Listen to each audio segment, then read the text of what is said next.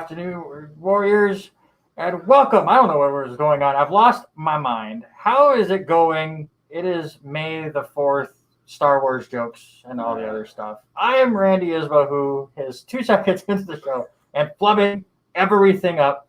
With me, as always, Robert Hagan. Robert, how's it going? I don't know. I'm excited for things to happen here this week. I mean, we just finished up with draft. We got lots going on. LC track. We got baseball going on. We got I hate to bring it up. We got the C word happening. Yeah, we'll talk about that. We'll talk about that in the second hour. But lots there. But it's exciting. And go outside. I'm excited. We're leaving here at night, and it's still light outside. I feel like going fishing when we get done, but I don't know.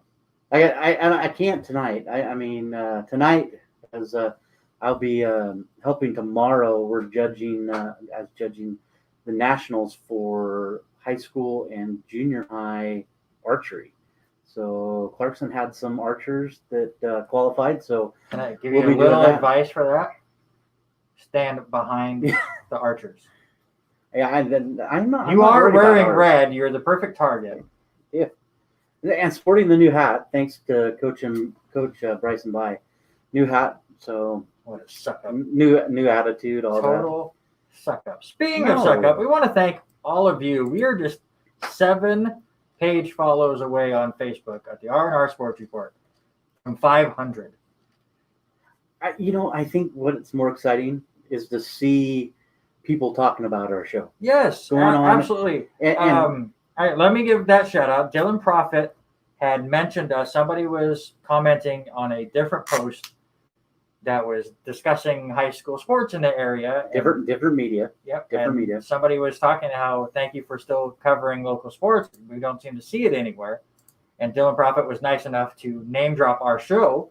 So hopefully we get some more traffic that way, and I very much appreciate it. I've already messaged him and thanked him for that. It's very, very cool from him. Obviously, we just got done with the NFL draft. I'm still, obviously, as you could tell from my intro, recovering from covering all 4 hours of that first round. I'm wondering if Derek has recovered yet. That was a long day.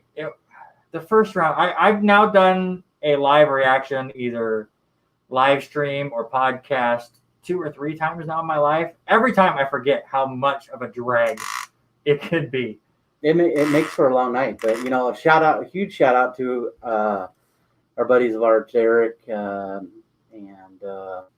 Eric Watkins joining us. It was a great night. We had a great time talking lots of things. A few of us had spoilers because as you and Derek were a little bit on a delay is what Derek was on a little delay. I was on a ridiculous delay. It just got worse and worse, my delay. So I just gave up. That was also a disappointing part. I don't get to hear any of that kind of stuff. And we're just trying to make up the chit chat. So I had to go back and watch to see what Greeny's reactions were, because it was his first time hosting the draft and seeing what he thought every time the Jets made a pick and stuff. So it was still fun. We had a good time, especially I would say the first 2 hours. Yeah. After a while, it got a little rough. But let's just get into that now. And I want to start off being homers. Not us. Come on. No way. Robert, how do you feel about your team and how they did in the draft? I was a little shocked, and we talked about that. I was thinking that we were going to go with that, with the linebacker position. I kind of knew it. They had to make up for Matt Judon not being there. I figured we were going to go defense first. Yes, I know we need receiver help, but I know we needed to 100%. fix the void with Orlando Brown getting traded, which was a huge thing. But I was a little shocked that they went receiver with the first pick, but we did have another pick 4 picks later. So the chance of our guy still being there, he was, which I thought Odafe Owa was going to be the first pick. He ended up being our 31st pick. But a huge target. And the big one, I was talking with a buddy of mine, Stevie Staub, this week, and we were talking about how the numbers don't always match up and who you look at, because we were talking about Trey Lance. He's a huge San Francisco 49er fan. So we were talking a little bit about Trey. We were talking about Rashad Bateman. But how some of the numbers and the stats don't line up.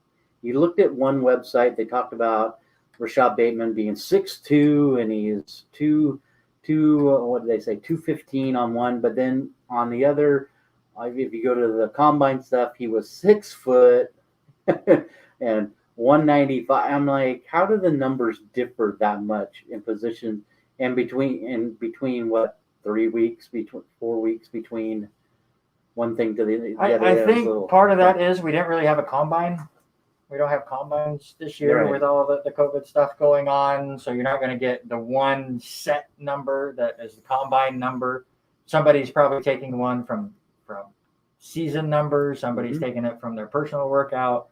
But so it could be all of it. We're talking 2 inches difference in height and all that. But a lot of them could be just wrong numbers too. I was, and our first pick on Friday. I had to think about what day we did it on. On Friday, Ben Cleveland starting to fill in the offensive line thing. So I'm excited the way they did. You look all the way around, NFL.com, CBS, all those guys. Baltimore kind of got an A. I would have put them not an A. I wouldn't give them an A at all. I think they were about 10th, honestly, 10th, 11th, somewhere in there. I don't know numbers wise if I would have sat down and ranked every one of them. It's impossible. Yeah, because there's so many different swings each direction. But I'd give them, I think, 10th or 11th draft. B, A, B plus. Draft grades. I kind of agree with Colin Cowherd on this. Draft grades are silly, especially the year of the draft, because who knows? You can do draft grades 5 years later. Like we could go back and look at the 2016 draft and then grade it now because they've had 5 years of experience now. It's all guesswork here, and I love all the people that are like, I could draft better than this and this team.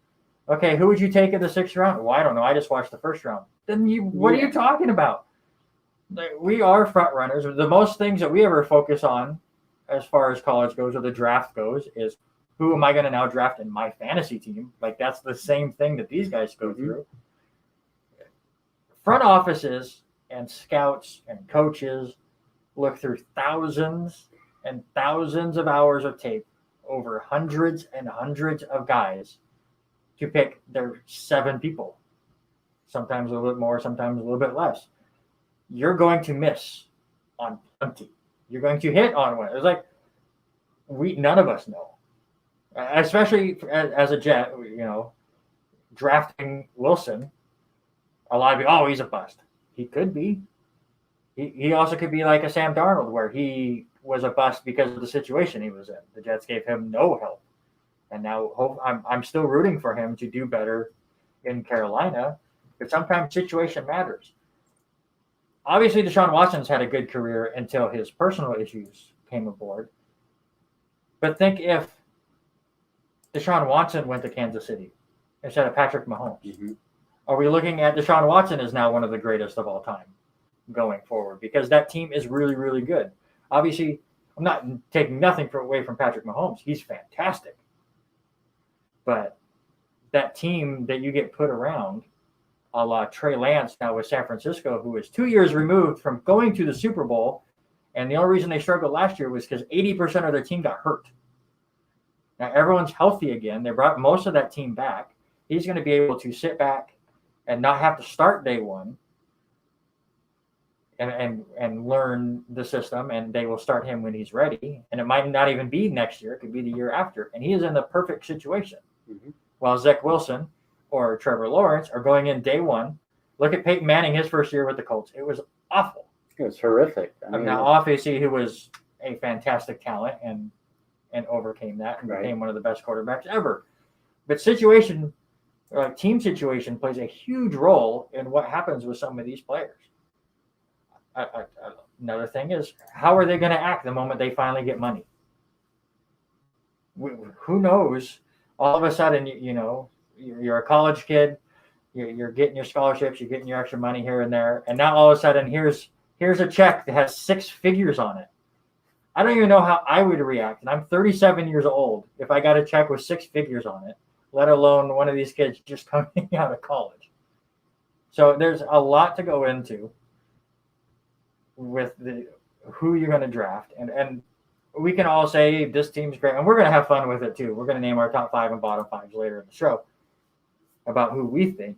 But as far as the people doing the grades and stuff, it's total guesswork. It's here's the people that I really wanted, or here's the positions I really thought that they should go after first. Did they? Yes, they get an A+. Did they not? Oh, that's an F. Right. That's just how it goes. So, are you shocked that you guys went guard with your second pick? No. Well, excuse me. Let me correct myself. Yes, I was shocked because that's the thing I felt like they should do. Right. The Jets, again, I just talked about Sam Darnold, how the Jets gave him no help. And now here you are. They draft Zach Wilson with the second pick. They trade up, 9 spots to the 14th spot to get possibly the best guard in this draft from all of the experts and stuff that you hear.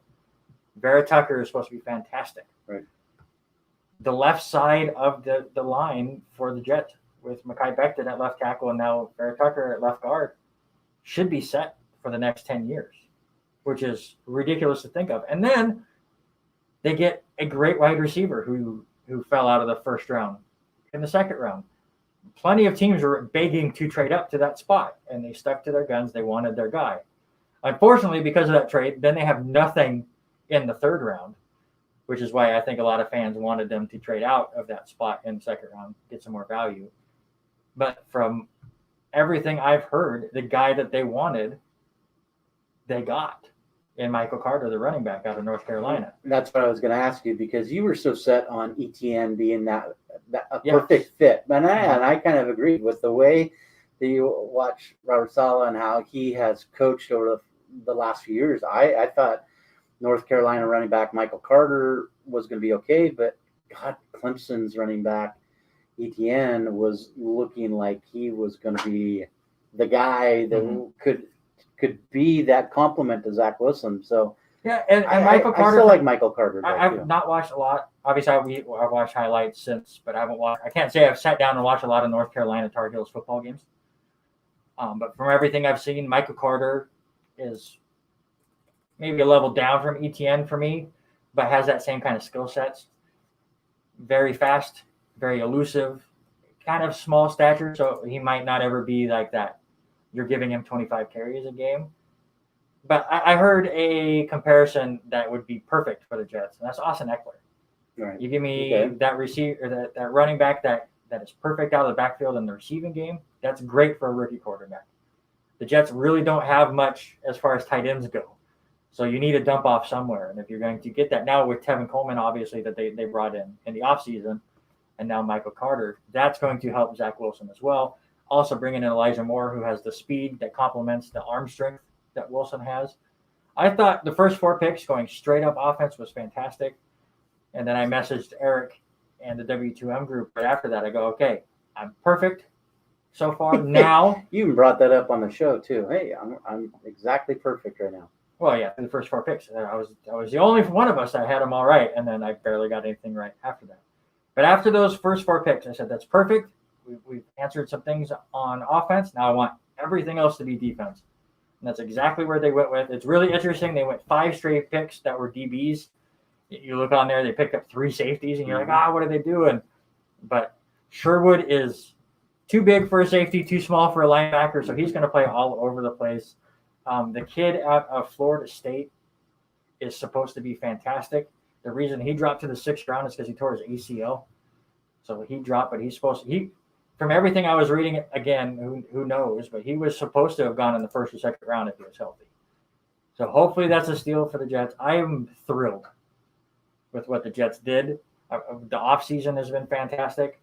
It's one of the few times I've been able to have hope with my team. So we will definitely see how that goes. I want to talk to you a little bit more about how we feel about how the rest of day 1 went, because obviously those are the more polarizing picks right now. Obviously, you're going to get picks in the 6th round that are going to end up being starters. Tom Brady. Right. not everyone's going to be Tom Brady, but even on defense, you're going to get great skill players or key role players that are going to be fantastic. So let's look at day one because it's just more interesting. First 3 picks, I think none of us were surprised when quarterback. You could actually say first 4 picks. No, I'm saying, but you. That we believe. Yeah, we the all first kind of 4 agree. picks went as we thought. There were 3 straight quarterbacks and then Kyle Pitts. Right. Were you surprised though that it was Trey Lance after all for the 49ers? I kind of was. I was still on that Justin Fields kind of kick there, but as much as we started reading into him after the pick was made and we talked about it, and we even talked about Trey Lance, a couple weeks ago with Paulie, how Paulie's the Big Sky guy, and them taking the North Dakota State kid. The only thing that worries me about that pick and is the idea that he only played 1 game last year. And struggle, but look at his numbers, and we talked about it in the draft show.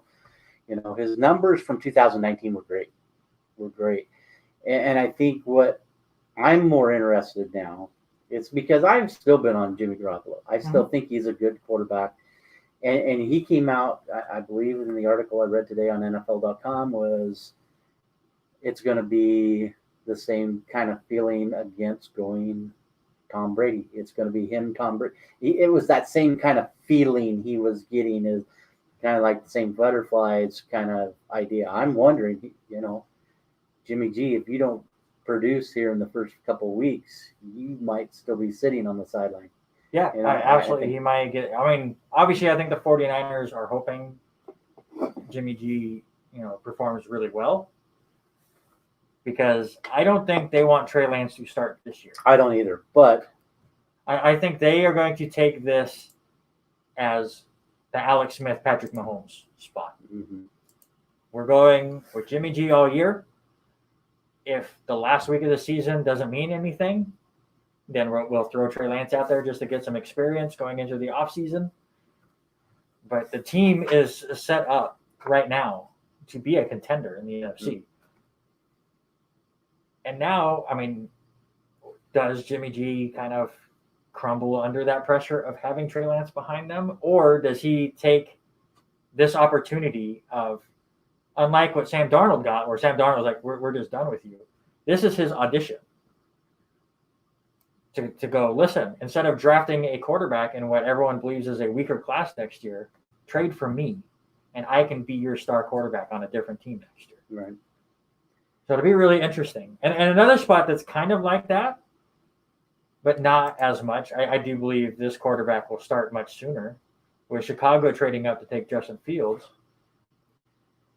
right after they got Andy Dalton and said, hey, Andy, you are our starter until Justin Fields is ready. Right. It's interesting, especially, where Chicago moved up and took the pick from New York. But I wasn't imagining him going there. But, everything happens for a reason. Mm-hmm. So what did San Francisco see in Lance to pushed right by Fields? It's just kind of... It's the reason why I predicted last Tuesday that they were going to take Lance, is because they were in the situation to allow him to. Right. And he is the biggest project out of the 5 quarterbacks that were drafted in the first round. So that was the perfect fit, I think. Obviously, the thing that shocked me more was New England did not trade up from 15, and they still got Mac Jones. And again, he'll sit behind Cam Newton for a while, maybe even for the season, just kind of depending on how things go there. And it's another... Talk about a perfect fit. So obviously the top 2 win. Whether you believe Zach Wilson is a second pick or you believe Justin Fields should have been there, we will see. Obviously Trevor Lawrence was the number 1 pick 2 years ago. Like, everyone knew when 2021 came, Trevor Lawrence was the top pick. But other than that, the next 3 picks that went, I think, went to perfect spots for them. I'm still shocked at the number 5 spot. I just don't understand why you sank so much money into Joe Burrow's last year in Cincinnati. Why? And I understand they need a weapon. They do. AJ Green's not there anymore. Get him a weapon, but wouldn't you want to protect Right. the arm of your franchise quarterback who come out playing extremely well the first couple of weeks, in Cincinnati? It still shocks me that Chase went there and Sewell drops 2 more spots. I'm not shocked with Miami with what they did, moving up from Philly and taking a receiver. Miami needed a receiver. There's lots of in this first 15 rounds. I was very surprised with where they went. I think the biggest one is seeing Denver going with Surtain. Mm-hmm. I figured they would have went someplace else, and Surtain would have stayed. Which questions that if Surtain's not taken off at the 9th pick, does Dallas trade out of that spot? I think they would have taken Surtain. Yeah, I think Dallas would have taken Surtain in a heartbeat, but with Surtain going off the board in the 9th spot, all right, Philly moves up and takes Devontae Smith. Do you think they trade that spot away? Because you almost could guarantee that one of the quarterbacks would probably been gone with Chicago. Almost. I mean, with Foles, ups and downs and roller coasters, you almost figured that Chicago was going to take a quarterback. Rather, which one was going to be there when it happened. Mm-hmm. I mean, that does not surprise me, but for Philadelphia to move up 2 spots to take Devontae Smith. Well, they had to. I think the Giants were set on taking him. I think Devontae Smith would be a Giant right now if the Cowboys went, we're not trading in the division. You think so? Yeah. 100%. I think those 2 are the biggest ones. I mean, dude, how does Cincinnati just pass over Sewell? The best offensive lineman they got. They end up getting a offensive lineman in the 2nd round. It's just whether getting him Chase and reuniting him there was going to be bigger than the 5th offensive lineman on the board. We'll see if it works out. I too am surprised, but they do address that need later on in the draft. That one was curious. I have to give a shout out to Minnesota. Obviously, as a Jets fan, I'm very, very happy with Vera Tucker. But Minnesota trades with the Jets, drops 9 spots, and still gets one of the better offensive linemen in the draft, partially because the Raiders went nuts with Alex Leatherwood with, again, who knows if that works out for them, but everything I've seen was he was a 2nd or 3rd round pick, and they take him in the 1st. But still, so they drop 9 spots. They get 2 picks in the 3rd round from the Jets, and they still get their guy. That's just smart drafting by them. I think Urban Meyer won in the 1st, to be able to pick up.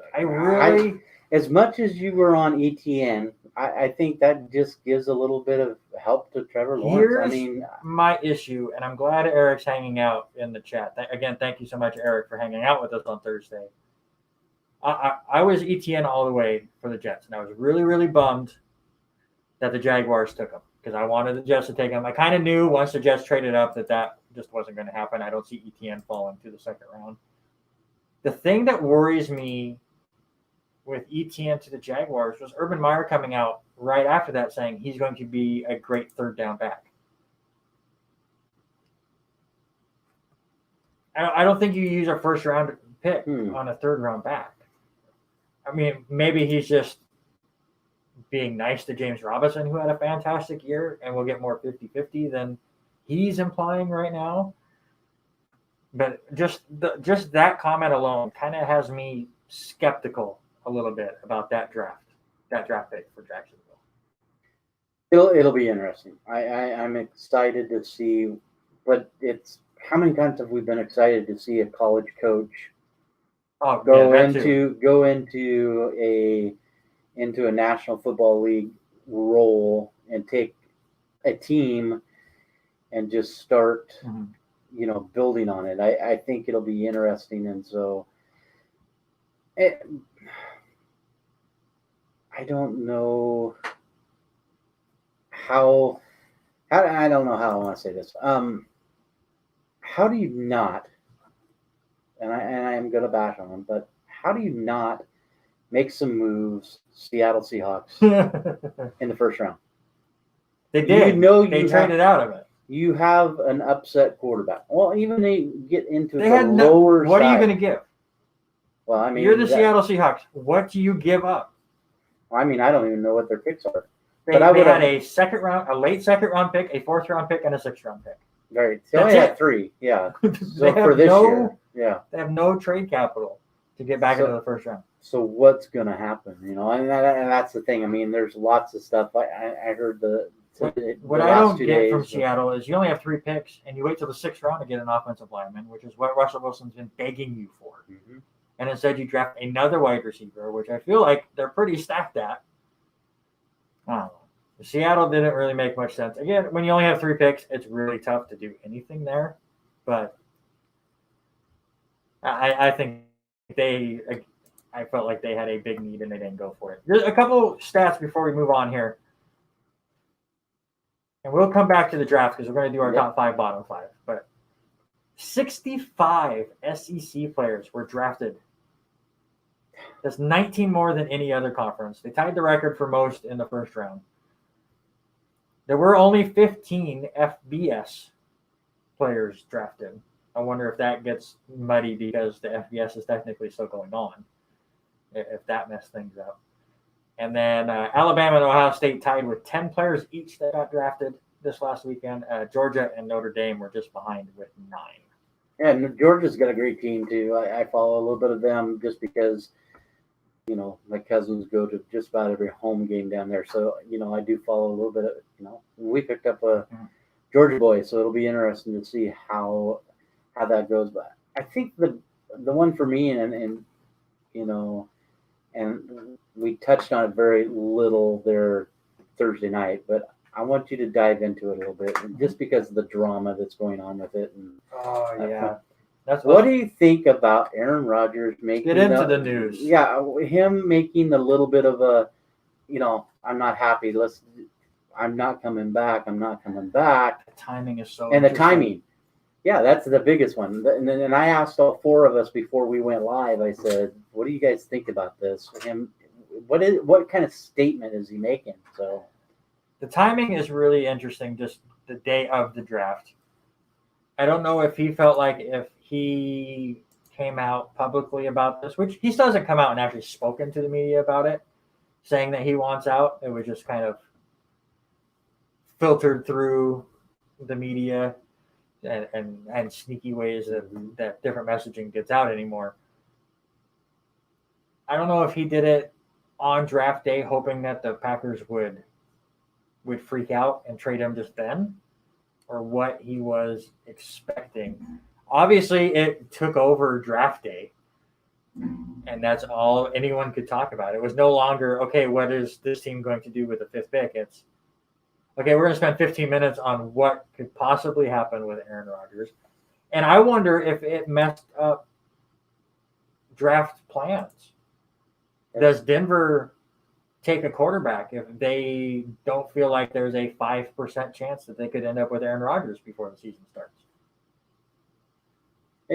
What's funny to me is how Matt LaFleur is still like, Aaron's our guy, Aaron's our guy. Course.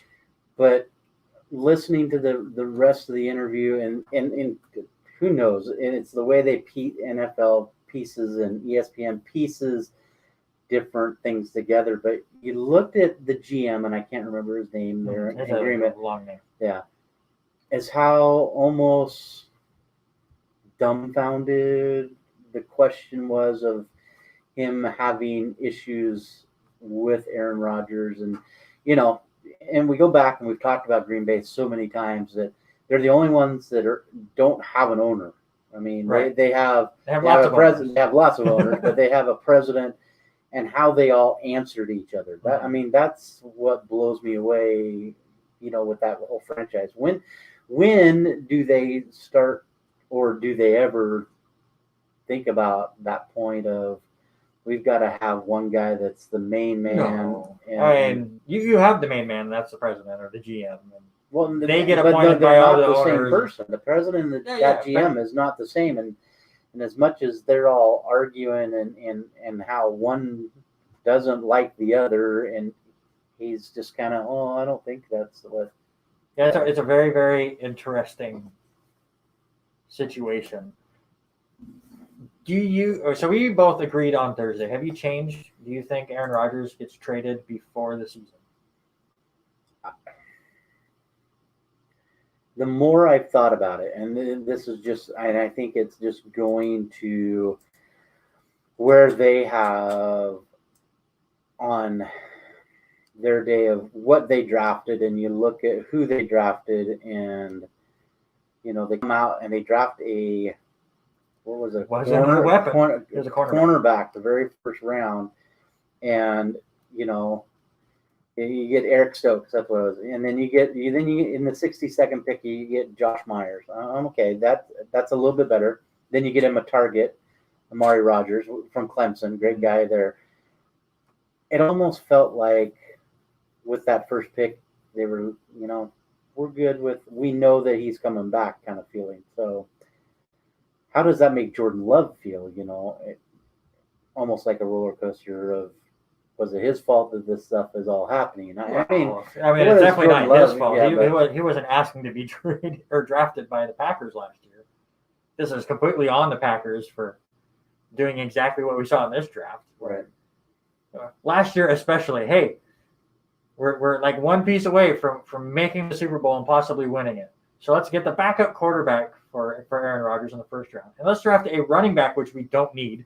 Yeah. In the second round, when you have Jamal Williams and Aaron Jones. So I just think that they've been messing up left and right. I do not see him getting traded before the season. I don't either. But if he does, I know a lot of people are like, oh, he's going to get so much. They're going to get so much for Aaron Rodgers. I don't think they will. Especially now that the draft is over. I mean, the reports came out that the 49ers offered the third pick for Aaron Rodgers. Right. You get your young quarterback or Kyle Pitts or an offensive lineman if you want. Or you can trade down and get a bunch of them. Or you can keep Aaron Rodgers. My thing is, and it's not the same situation. I joked about this on Thursday, that it could be the same situation. The last time the Packers had QB issues, it was Brett Favre. I joked because he ended up being a Jet. Do you know what the Jets gave up for Brett Favre? That was a while ago. I don't remember. Exactly. The Jets, it was like for Brett Favre, third or fourth round. The Jets gave up a conditional fourth-round pick that could become a first-round pick if Brett Favre played at least 80% of the snaps and the Jets won the Super Bowl. Obviously, that didn't happen, right. So they didn't get it. And then they traded out. They got Clay Matthews out of one of the deals that pick turned into. But again, Aaron Rodgers, 37 years old. Brett Favre was 39 at the time. I know Tom Brady makes everyone believe that all quarterbacks can now play till they're 45. That's not going to happen with Aaron Rodgers, especially with the Jeopardy job looming. I don't even know if Aaron Rodgers plays till he's 40, especially if he's stuck in Green Bay. I know a lot of people are saying there's no way he retires. He might. If he's that upset and the Packers don't trade him and Jeopardy offers him that job, he might retire before this season. It would not surprise me. The one that did surprise me was when Andrew Luck retired. So anything can happen. But I'm just out here to tell people that if Green Bay trades Aaron Rodgers, it's not going to be for multiple first-round picks. Or at least it shouldn't. Right. Because he's 37. You're going to get him for a year or two. There's only a few teams out there in the league that could take Aaron Rodgers and be instant Super Bowl contenders. There's a lot of teams that need a lot more than an aging quarterback to have any kind of a chance. He will make any team better. Definitely. Well, most teams better. I don't think he's going to make Kansas City better. No, but I mean, you look at all of them. I mean, anybody would take him probably to start. That it's not a top 5 running team or top 5 quarterback. Here's my question, and I kind of wish we had more people watching on Facebook. So hopefully they watch later and they respond, because we have a lot of Seahawks fans. Would you, if you're the Packers or the Seahawks, you can come from two different directions. Would you trade Aaron Rodgers straight up for Russell Wilson? Wowie. Which side says no? I honestly think, I really think that it would be Seattle saying no. As much as there's the turmoil with, he's not happy, not having a target, not having protection, and, Russell didn't really cook in the second half of the season. I think they're silly to even think that direction. What is Russell now? 34? 33? I think he's right there. 33, I think. He is 32. So, yeah, close. I think it's Seattle says no. Yeah, I think I agree, just because their offensive line's worse. Mm-hmm. And now you're going to have Aaron Rodgers back there losing his mind. And I went back and looked, and Green Bay did draft 3 linemen. So, but now you're dealing with youth. I mean, can they get them coached up enough to be? It's a whole different ball game watching a college guy. Yeah, absolutely. To go against them. So, how about some of the fifth-year option guys for the 2022 season, Randy? What do you think about Buffalo? They picked up Josh Allen. Shocker. Yeah, that one was not a shocker there. Buffalo picks up their fifth-year option for him. Also, Tremaine Edmonds, not a big shock with Buffalo there. I'm not shocked with this one. I want to know where you think he goes. Dallas does not pick up the 5th year for Leighton Vander Esch, the Salmon River boy. Not surprised after the draft. I think he moves on after the end of the season. But where would he fit? I mean, we deal with the big injuries with that. And then I hate talking like negative about a local kid like that who has made huge names. You're not talking bad. I mean, obviously they got Micah Parsons, so they were going to move on. Where does he fit in? Where does he fit in? Most defenses, as long as he can stay healthy. A lot of defenses. I mean, obviously, you look at teams that could be great defensively. As a Jets fan, I would love to have him. You put him with Saleh, I think that would work out really good. You're still waiting for Mosley to get back. He's been on the team for 2 years. I've seen one half of a game with C.J. Mosley. Yeah.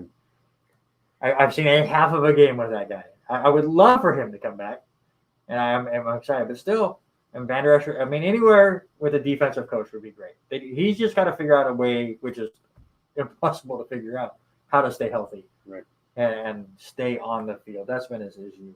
How about left tackle Charles Leno for the Bears? I mean, 2014 7th-round draft pick, plays 93 consecutive starts. It's weird that he's cut now. And he's cut. It is definitely weird that he's not going to be without a job for long.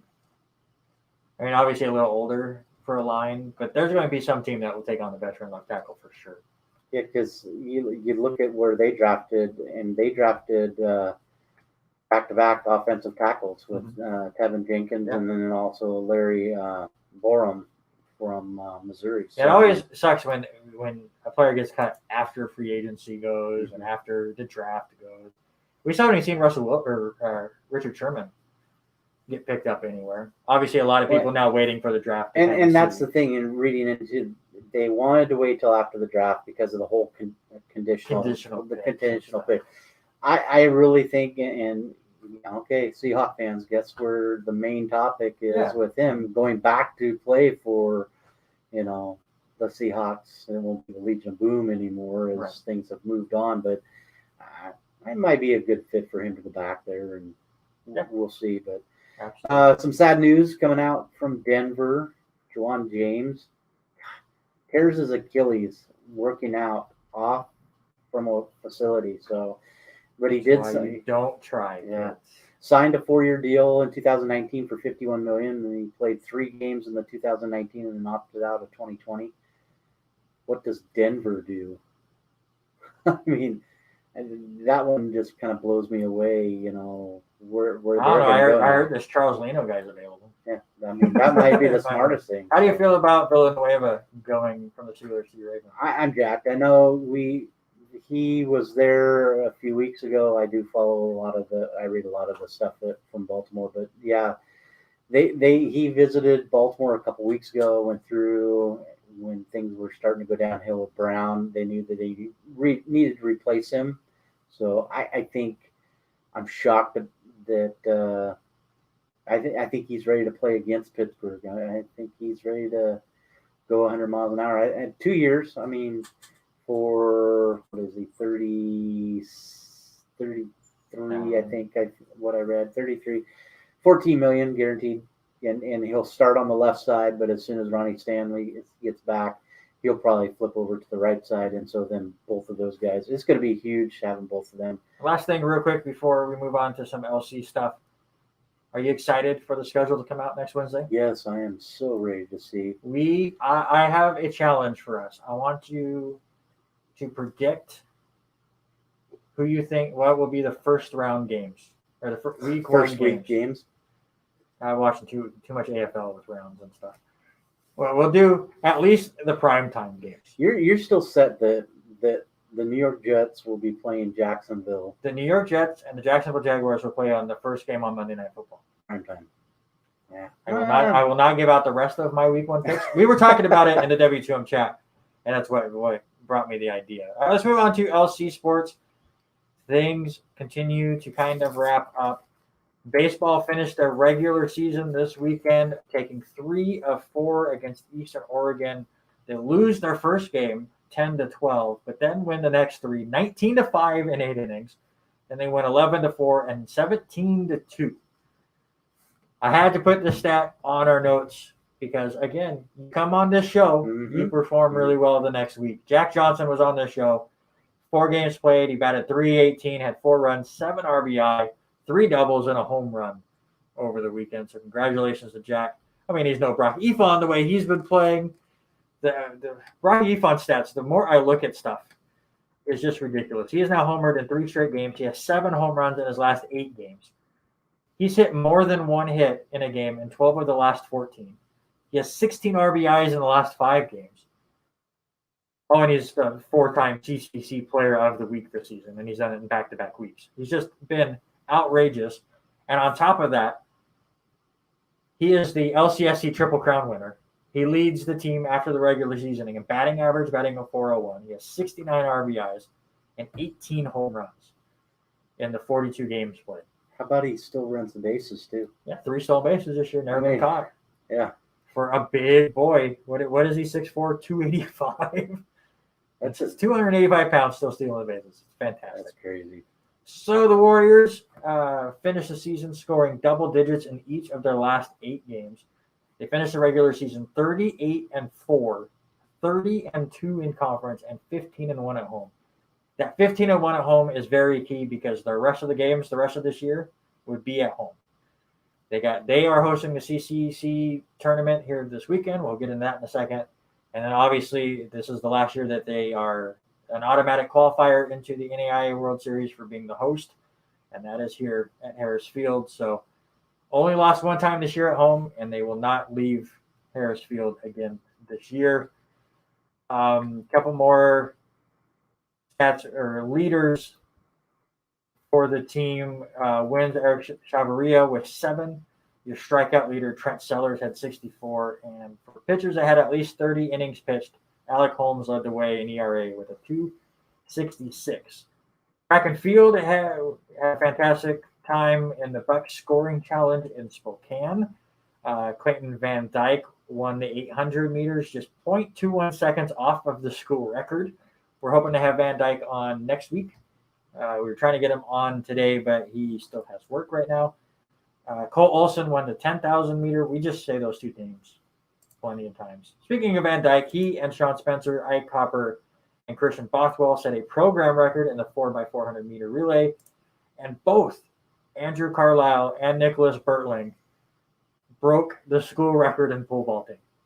Bertling now finishing 2nd in the school and in this event with a 4.53 meter mark. And Carlisle won the thing with a mark of 4.7 meters. That's just crazy to think about how high that is up in the air. It's just funny that both guys are breaking records, and poor Bertling now couldn't even really hold the record for more than a second. Annika Grogan, Rebecca Kalbach, Carly Smith, who we should be having on here very shortly, and Ashley Britt finished second in the 4x400 meter relay. Only team that beat them was Idaho, so they only lost to an NCAA team. They also got the automatic qualifier for nationals with their time. Delaney Warren finished second in the discus. Annika Grogan, who is a friend of the show, set the 100 meter record here at LC with a 12.4 second time, and she finished fifth. And then tennis finished off their regular season in a couple matches with Treasure Valley Community College. Records don't go for the team, but the players still get to keep their records, which was great because they swept. They're absolutely fantastic. The worst set score from anybody was 6-3. So playing this really tough schedule really paid off here in the final game of the year. Now they'll take the summer off to get the courts ready for when Robert and I have to take on Kaifeng. And it's coming a lot quicker than we think. It's, what I say, 7 likes away. It's happening quick. Yeah. And then finally in LC news, golf coach Kyla Leon will be stepping down after 3 seasons as one of the golf coaches up there, as she will take on a general manager role at the Lewiston Golf and Country Club. So a nice job to leave coaching. By far. But, and LC students, if you're listening to this, if you're an athlete, come on the show. Mm-hmm. Come on the show. That's what's telling it. Every time we've had somebody on, something amazing has happened. We look at Annika. We have looked at, Jack just this last week. I mean, some of these guys, Riley Way the week before, and we just, you got to come on the show and we'll talk you up a little bit. Were you able to talk golf at the end? Did we have those set up from the CCC tournament? We did not. No. Lauren Ham, who again was on this show, ended up winning that event. I believe we talked about it. We talked. Yeah, very low. But I do want to talk about it again. Lauren Ham was the CCC Player of the Year. She won the tournament. She gets to go to nationals. The rest of the team is still hoping. It's supposed to be middle of the month when they find out what teams got the at-large bids for that tournament. But she, as winning that tournament, is going there at least by herself. And that was her best finish too. We talked about that. What was her best finish? I think she said second, and having only one round under par. Mm-hmm. And then she comes out and does this. Yeah. I mean, it's just fantastic. Come be a friend of the show. That's all we ask. Quick schedules here. Track and field tomorrow will be at the Whitworth Twilight in Spokane, Washington. And it starts at 10. That was one thing you and I were looking at. I don't understand the Twilight part when it's in the morning. Yeah. Whatever. Maybe Whitworth Twilight's the name of the place. Who knows? Baseball again. Here we'll be hosting the Cascade Conference Baseball Tournament presented by U.S. Bank.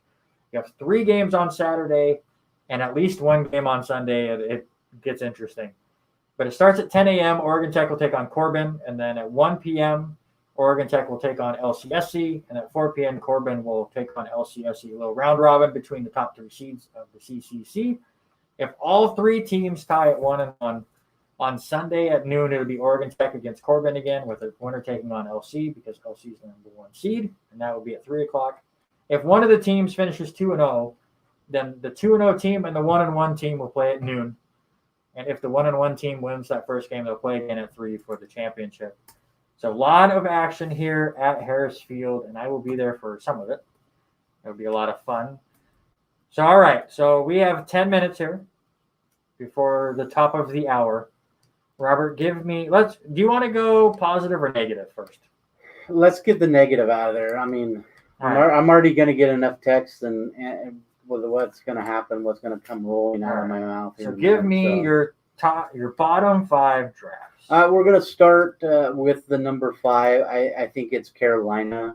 They just didn't seem like they were too excited about what they were doing. Yeah, they did have 2, 4, 6, 8, 10, 12, 13 picks. I mean, yeah, they had a lot of picks, but nothing really, to me, shocked me. I mean, J.C. Horn, we knew they were going to go cornerback.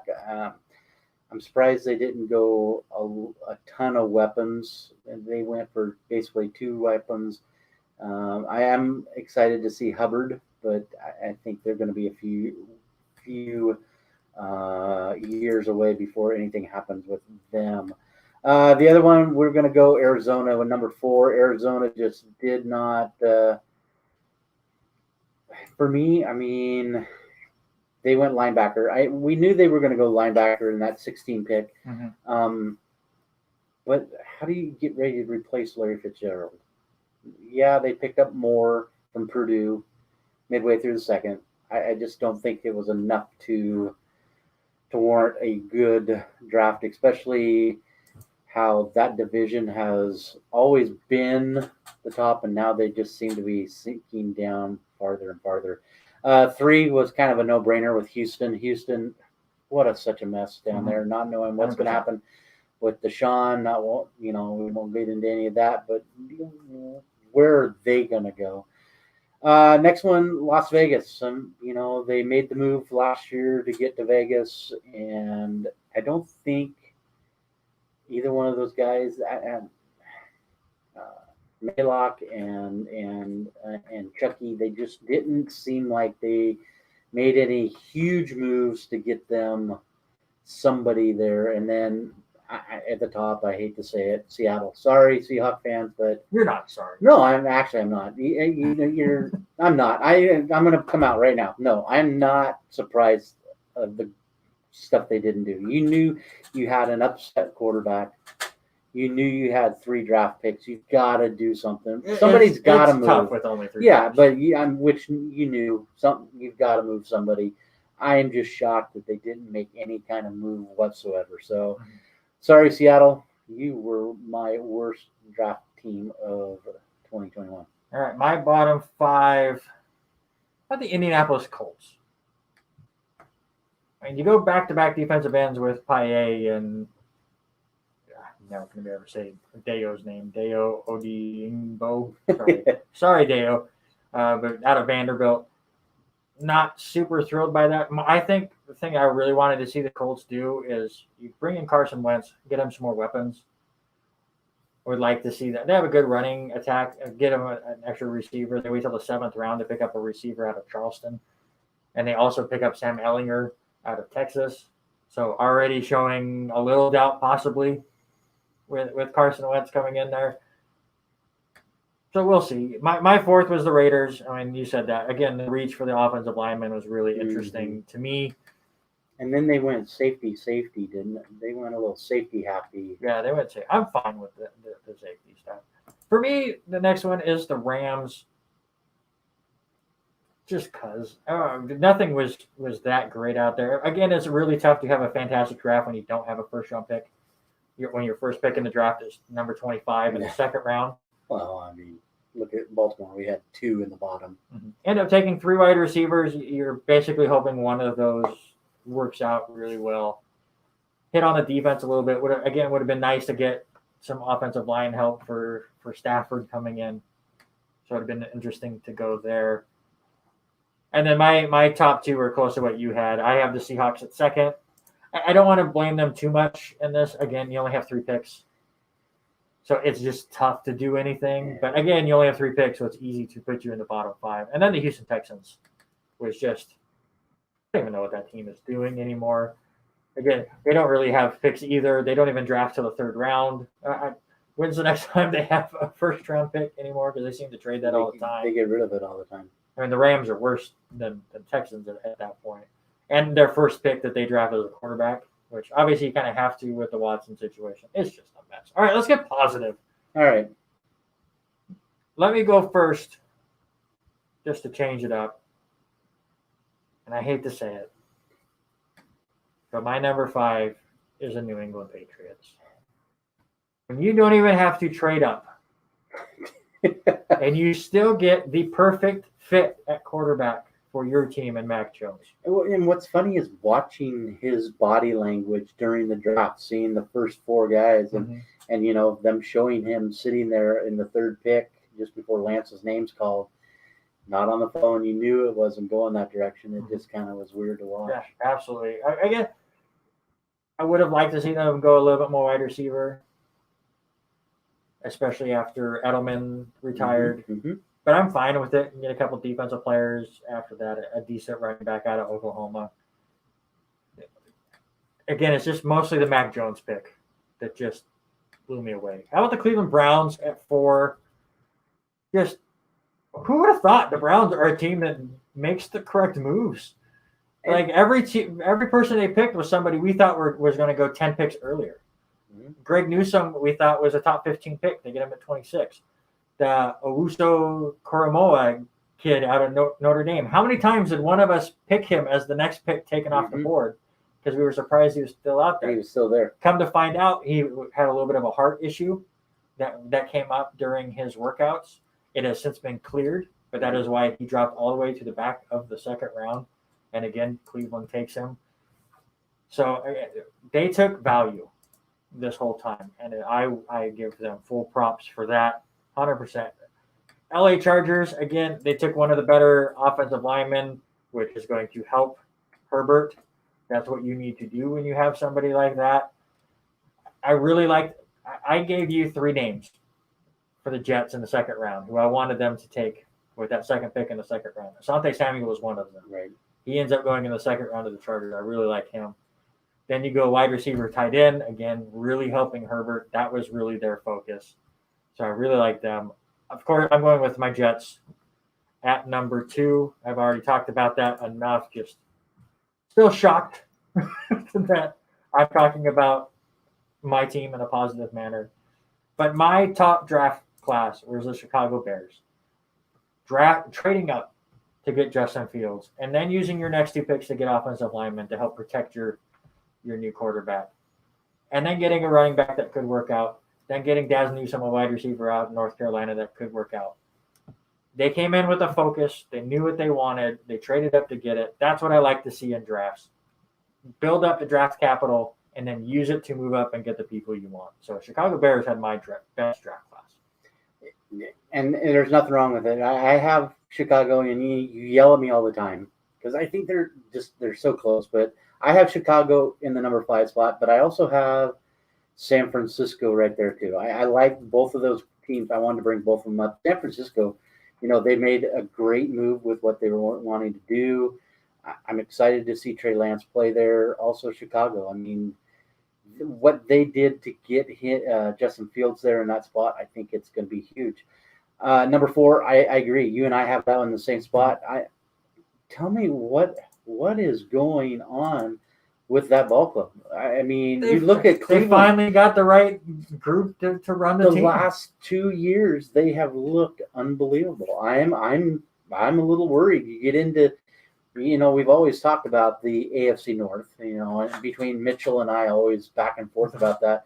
We both agree AFC North is still probably one of the best divisions in football. 100%. And now you look at it, Pittsburgh's got to rebuild a little bit, but you're still dealing. You got Baltimore in there. You still got,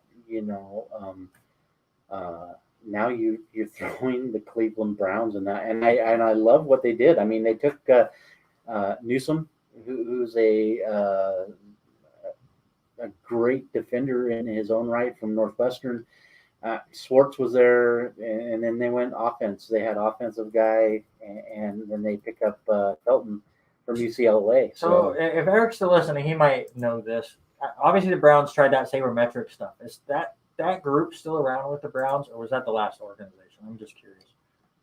What do you got for the top 3? And then I'm going to go, and I think you touched on a little bit at the very beginning, is Minnesota. Minnesota looked really good. They had a lot of draft picks. What they did to get Darrisaw from Virginia Tech, I mean, 23rd overall, and he was still sitting there. Right.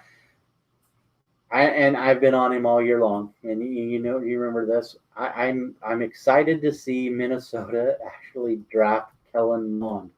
Kellen Mond was a great guy, at Texas A&M. I think he might be. Do I think he's going to be the future of an organization? I don't think so. But I'm excited to see him play because he plays with such emotion. It's worth the risk. I do too. And that's the thing. It's a risk reward. Am I willing to give up that little bit for that to happen? I think with Minnesota, that's a great. As much as Kirk Cousins has still been around, I mean, I think Yeah, as long as the Vikings don't play in the dark, right. He plays just fine. Yeah, and I think what they did was great there. Number 2, I'm going to lean to the Miami Dolphins. Yes, Richie and Cameron, they're probably jumping for joy that I say this, but Miami, I mean, they just made some smart moves. Yeah, they went with Alabama's Waddle. Waddle's going to be a great fit for Tua. I mean, I'm excited to see what happens there. They also have they're picking up the edge rusher in Phillips, so they were very productive in that first part of the draft. And then I'm going with your New York Jets. I'm excited. Yeah, as you're fist pumping, I'm excited to see where they go with Robert Saleh in there. I'm excited to see what is going to happen with your ball club. We can only hope. And I hate to say it, but could there be a chance that your team goes 8-8 this year? Absolutely not. There's 17 games now. We can't go 8-8 anymore. You are listening to the R&R Sports Report right here on KLCZ 88.9 FM Lewiston. Also check us out on Facebook and YouTube at the R&R Sports Report Facebook page. One last push for that. We are 7 page likes away until we have to play against Kai Fong. Until Kai Fong crushes us on the tennis court. I'm going to have to, like I said, I got to break out the racket and start practicing a little bit. LCSE students, did you know that there's an organization on campus that wants to pay you for your writing? Well, there is. The Pathfinder newspaper is always looking for talented student writers to join their team for coverage of campus comings and goings. The LC Warrior Sports and other news that affect students here on campus. Stop by the sub 201 or email the Pathfinder at lcmail.lcsc.edu for more information or to join the team. Currently 64 degrees outside. Just been a beautiful day all day long. We have a guest today and someone who has just been fantastic all season long. We have Carly Smith from the track team. Carly, how's it going today? I'm doing great. How are you? Very happy to be here. Well, we're going to talk a little bit about that because everybody that has been on so far over the last few weeks has done extremely well. We've talked about no pressure. Riley has been unbelievable. Come back. Jack Johnson had a great weekend. Preview, you had a great week here a few weeks ago with the indoor for the 2021. Your team finished 8th. What does it mean to be that athlete with this group of girls? I mean, unbelievable numbers coming out for the track. Thank you so much. I really appreciate that. It's honestly, it's such an honor, and it's just was so amazing. We came in seated, I think we were 14th overall, and there was some really tough competition. And just coming into it with these girls, we just got this amazing bond. We come in and we work our way up that high. Mm-hmm. It's just a feeling I can't even explain. It's just so amazing. So we've had Annika on a couple weeks ago. How much have you guys just been able to bond? Obviously, she's a freshman and push yourselves to get to that next level that you guys have been able to so far.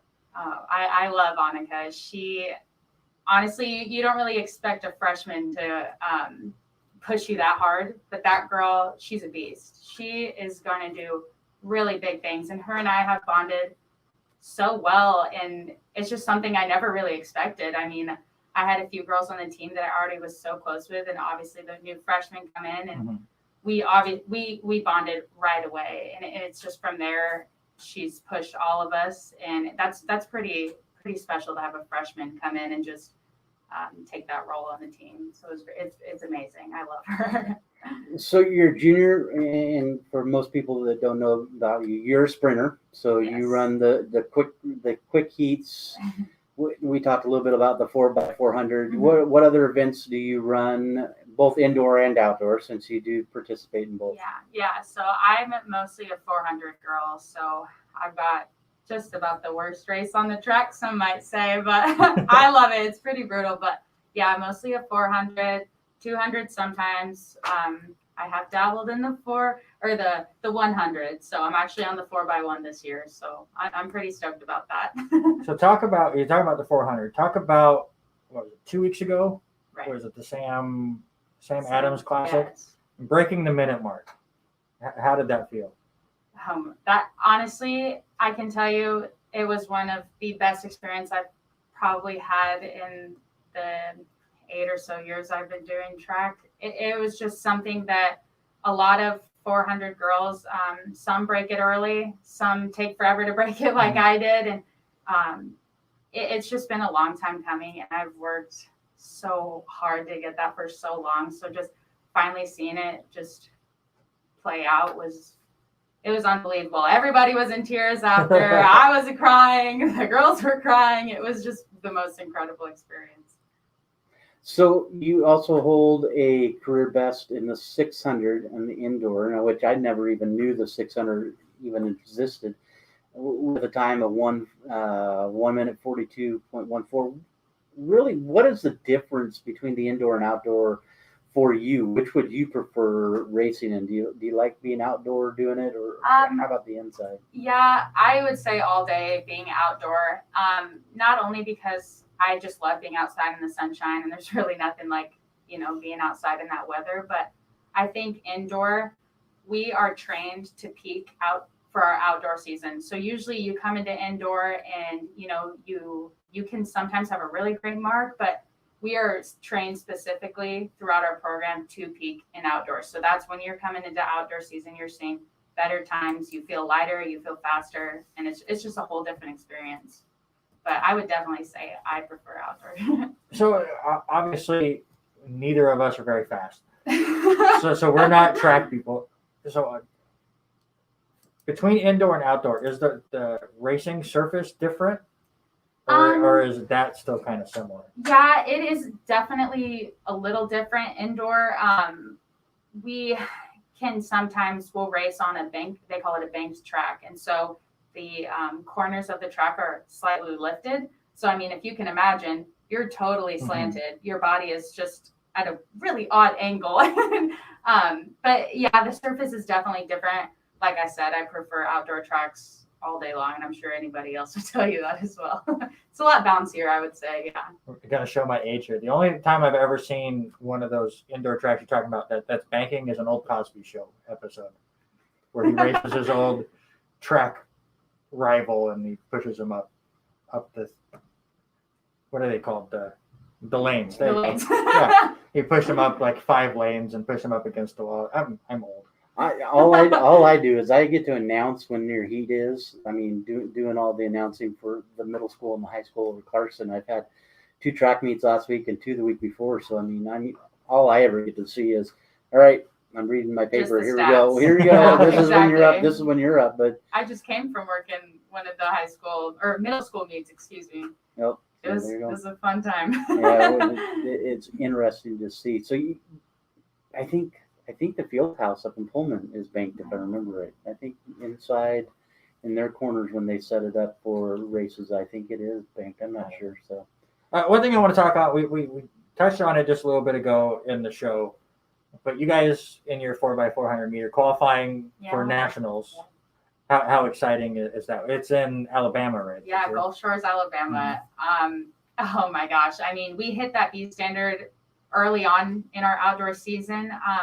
But of course, with a B standard, you're never fully guaranteed going to nationals. So when we went out there for our race last weekend, I know a lot of us were kind of feeling tired, feeling a little pain, and that just comes with being an athlete. But I mean, some of us were a little nervous, but we went out there, and I can tell you the fire was in all of our eyes. Like we just had a goal, and we went out there and just busted our butts, and it was pretty, like, again, pretty emotional thing, but it was amazing. So explain that to us, because we announce it every week when you guys have your meets and stuff. And I still don't fully understand it. So obviously you have the automatic qualifying spots that you're automatically in. The B standard is you're like in a pool that could possibly make it, right? Or how does the B standard work?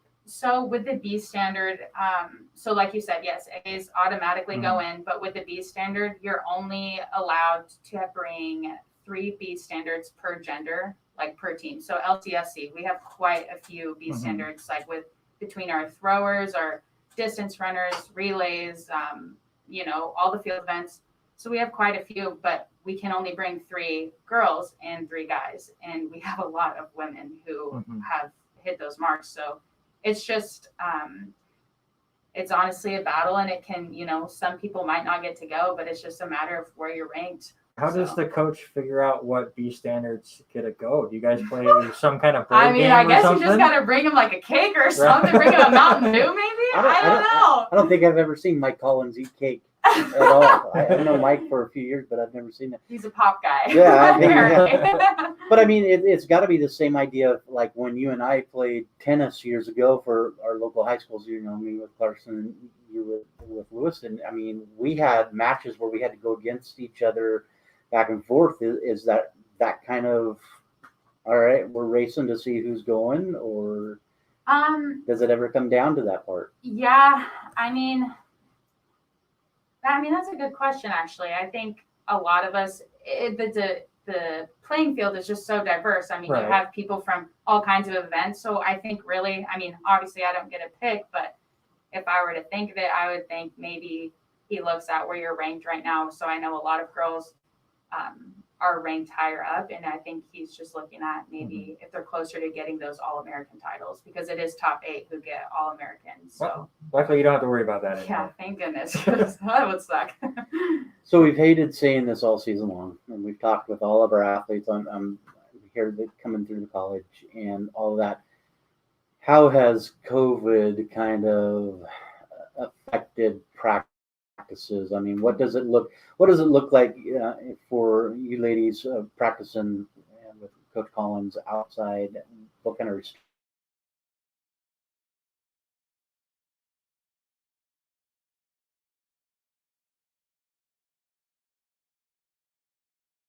getting your temperature taken, answering all these different questions about if we're feeling sick or whatnot.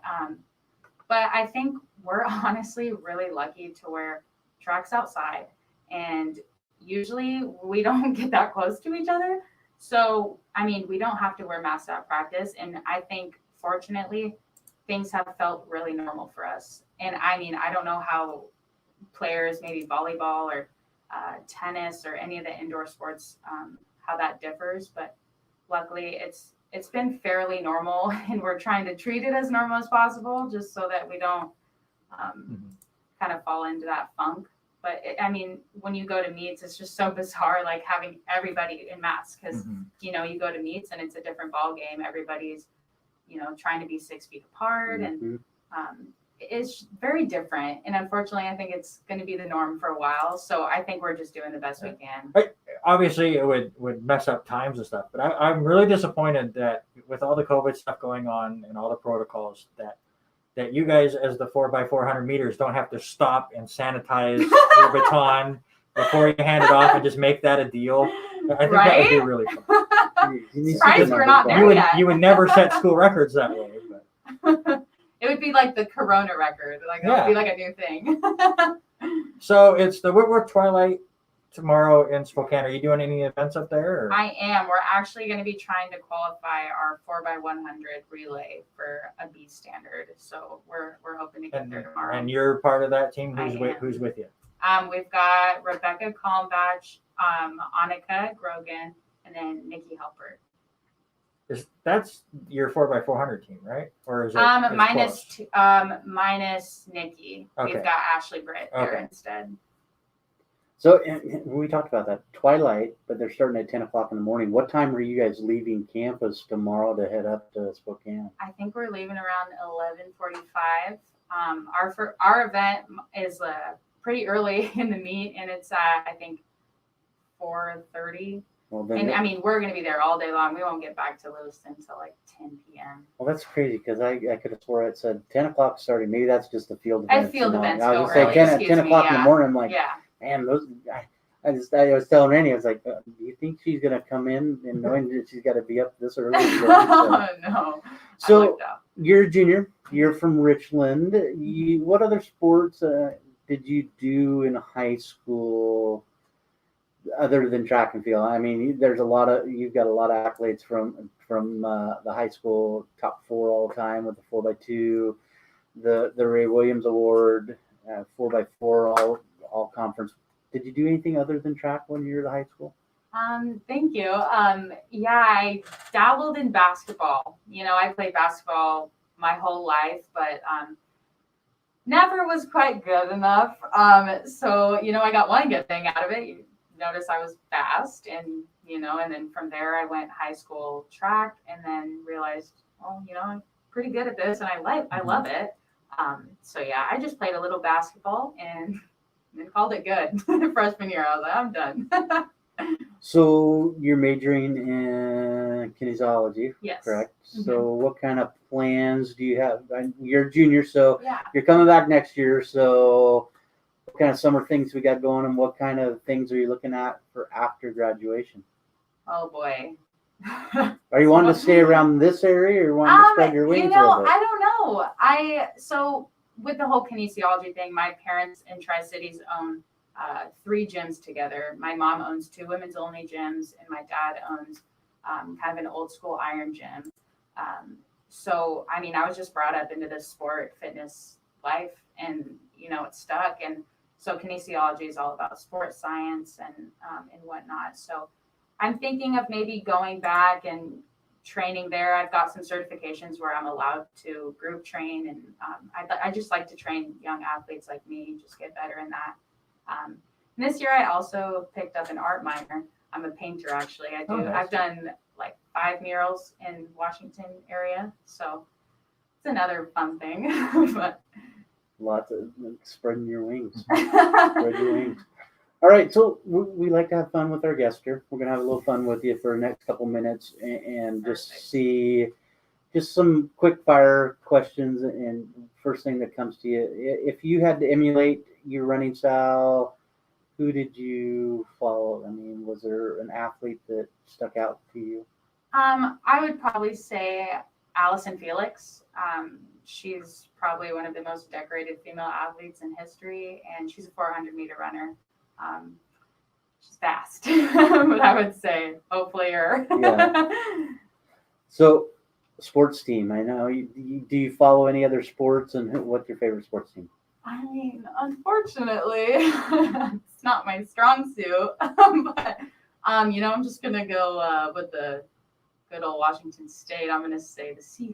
It's probably a pretty easy. As I just got done bashing them with their NFL. Yeah, well, Luckily, I don't know anything about stats or whatnot, so not hurting my feelings. What is your favorite sports movie? Ooh, that's a really good question. Oh, geez. Maybe Sandlot. There you go. I really like baseball. Mhm. But that's just I like it. classic Sandlot's so movie. good. It is fantastic. Right. What about your favorite snack food? Let's get off the sports a little bit. I'd have to say probably I do like tortilla wraps, and I do peanut butter and honey. That's my go-to snack. And I promise you, if you put it in the toaster, it heats up. It's so good. Sounds like a college snack food. Right? It's literally the most college snack food you could do besides ramen. Trying to think about what I was doing the first time I lived by myself. Yeah, you come up with some really weird combinations, for sure. What has been your favorite class here? I would say probably my painting class. I had Ray Sparson. He's such a phenomenal professor and kind of led me into the art minor, but he was amazing to learn from. And I also really love Rhett Diesner, psychology Came back professor. It's been a few weeks, but he came back. He's probably a 70% success rate on the show. My gosh, that He's guy so is great. phenomenal. Mm-hmm. I had one class with him my freshman year, and he's still probably my I favorite had last professor semester, ever. and I agree with everyone that's coming. I think you need to bring him on the show. There's got to be a reason You why have his to. name is brought up every week. Yeah, once all this COVID stuff goes away, I know he. For my class last semester, we were online for a lot of it because he didn't want to deal with it anymore. Right. So once this all goes away, I'll have to try to get him. Oh, on. you have to. He's He's a great. He's so intelligent. It's just amazing just hearing what he says. He's awesome. How about your biggest fear? Do you have a biggest fear? Oh gosh, many of them actually. Probably my biggest fear would be losing my memory. I have a really bad memory as it is, and I just scary. That's why Robert So and I scary have to me. pages and pages of notes. It doesn't get any easier, trust me, especially after 14 years of teaching. Well, It gets that's a little rougher. encouraging. So we're going to play a little word association game with a few of your fellow colleagues. Okay. And one word that describes them. How about Nikki Halbert? Angel. Angel. How about Sweet. Lewis? How about Lewiston's own Annika Grogan? That girl's a firecracker. I tell you what. She came in. She was so nervous at first. I mean, she was fantastic when she was on, Right. but she came in going, "You guys aren't going to ask me like really hard questions, are you?" No, absolutely not. Oh my gosh! Don't let her fool you. That girl is a ball of energy. How about Rebecca Como? Oh, that's my best friend. My best friend. And she's from Germany. She's from She overseas. is, yeah. So We've got to know each other very well. how is the language barrier with her? You would be surprised how fluent, like she, if you didn't know, you would think that, she was probably born here, Mhm. It's very, very impressive. It really is. How about Ashley Britt? Oh my gosh. I don't even have a word to say. She's probably one of the kindest people I've ever met, but that girl works hard. I would say maybe humble. So humble. How about Coach Mike Collins?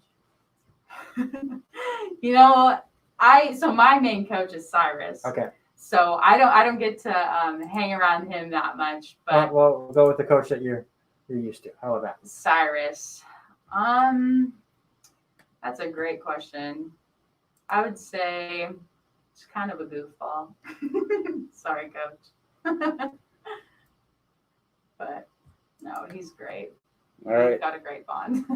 How about, and this one's the toughest. Oh gosh, I'm nervous. Carly Smith. Oh my gosh. You guys are hitting me with the deep stuff. Yeah. Oh my gosh. Oh my gosh. One word, huh? Oh, you can fudge it. This is your time, so you can do. I'm just gonna say just constantly growing. I'm very driven, and I think these past 3 years that I've been here I've seen the most growth in myself that I've ever seen, and it's very special, and that's why Lewiston's gonna hold a special place in my heart. It's awesome to see you. I mean, this is obviously a special time for everyone around here. Yeah. I mean, that's what you're supposed to do in college, is grow as a person and kind of learn where you want to go. So it's fantastic to hear that. Yeah, thank you. I appreciate that.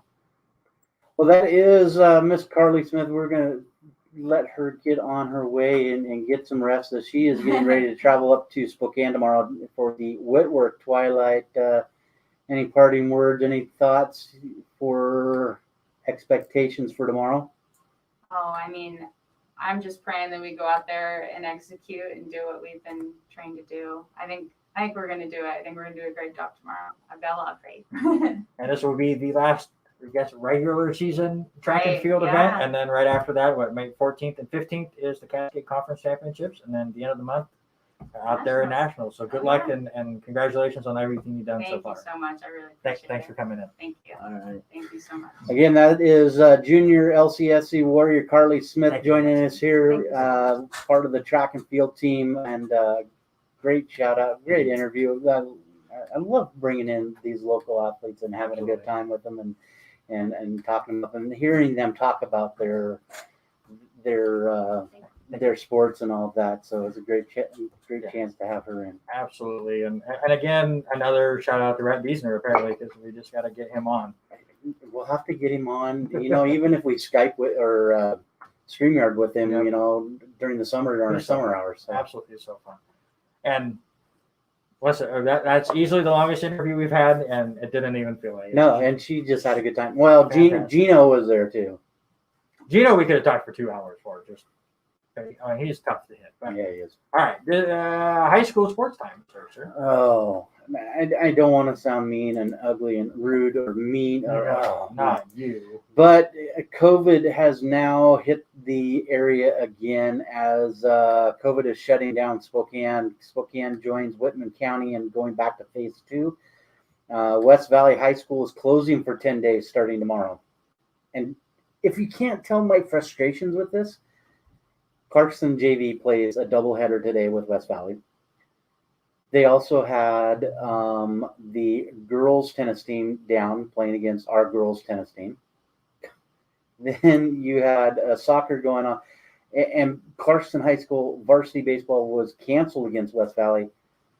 What is the problem with this? Do we not see that they're canceling it tomorrow? But today is still a good day. Well, yeah, we can play today. You're only at risk tomorrow.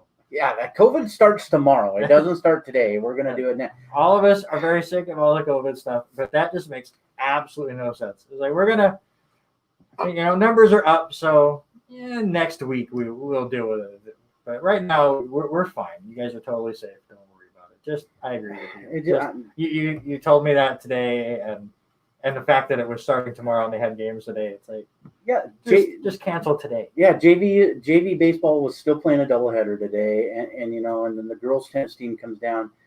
Guys, you're all in the same school. We're in the same area, and now 3 of the main teams are coming to Clarkston or playing Clarkston teams. I don't know. I'm just so frustrated with that. And now Pullman, with McCanny being in that phase 2, it's going to be nuts the last couple of weeks. And now that might put basketball in a little bit of jeopardy. We'll keep you posted on that. And that's obviously a big matchup. We're scheduled to start basketball May 18th, and that might not happen. Kind of the problem when most of your conference is in Spokane. Yeah, especially in Spokane. Real quick, we'll talk Clarkston baseball again. Like I said, varsity today got canceled, so they were not playing. But the Bantams had a couple of games this last week. They did pick up the win last Thursday against Rogers, 15-6. Dawson Blunt has 4 hits, 4 RBIs, and 4 runs. But then the Bantams dropped both games against Othello there at Adams Field on Saturday. Just some costly errors in both ball games, and they come down with a loss. The Bantams, again, like I said, we're supposed to play today against West Valley. That one did get canceled, and then they are at Pullman on Saturday with a doubleheader, and then they'll wrap up the season against Shadle Park on Tuesday. Soton baseball, they split this last Wednesday against Lynn Ritzville, winning 15-2 and losing 9-3 in Game 2. Game 1, they had no walks and no errors, and then Game 2, they just came out really, really flat. So kind of weird to see they come out with not one issue in Game 1, and then Game 2, there's just no fire. I think it's just they run out of energy. I think it's energy. That break in between, especially if they do it like Clarkson does, where the moms come in and bring food and stuff, and you kind of wind down and just, like you said, relax and kind of come out flat after that. Yeah. Panthers knocked off 2 different teams on Saturday as they did play Colton and Pomeroy down in Pomeroy. They win 14-3. Soton allows only 4 hits in that first game. Justin Boyer has 7 Ks and 1 earned run. Game 2, Pomeroy, Soton just dominates that one and wins that one 13-0. And Kale Tangway gives up just 1 hit on 10 Ks. And so, but the big one was Kelton Judy between both games. He has 5 hits, 10 RBIs. So great showing here for the Soton Ball Club, who is now 3-5 on the season. We turn to look to the other side of the river. Lewiston Bengals, they have looked pretty decent this year, 12-8 on the season. They're 12-4 in conference play, and they take care of Lakeland this last Tuesday, winning 8-2 and 9-2. Bengals had 21 hits total in that ball game in that doubleheader. It was crazy. And then the Bengals had a rough go of it on Saturday as they played against Moscow.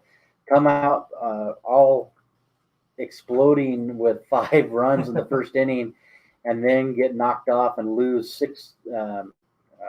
They keep the win and win against Moscow 6-4, but they only score 1 after the rest of the way, and they only had a total of 3 base runners, which was crazy. So it is a tough look for that ball club. So Clarkson softball, we look at they lose both games to Othello on Wednesday. Pretty rough ball club with that one. They did have senior night last night, come away with a win, and then they've got a double header tomorrow at Pullman, 3 o'clock and 5 o'clock. So let's look little football honors as a late football season. We had GSL football happening, some notables from both Clarkson and Pullman.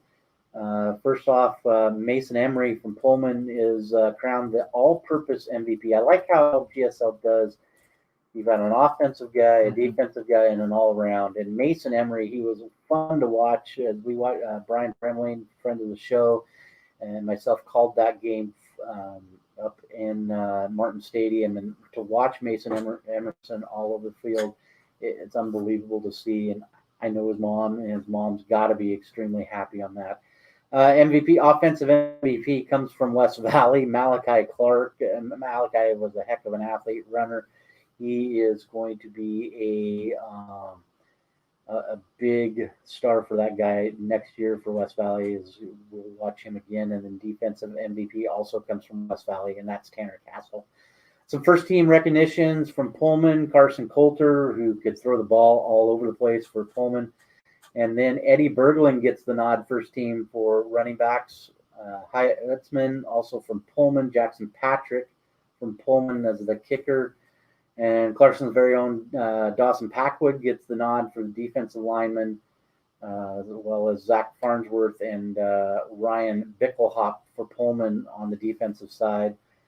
Packwood picks up offensive second team, and along with Jason Schubert picking up the defensive line.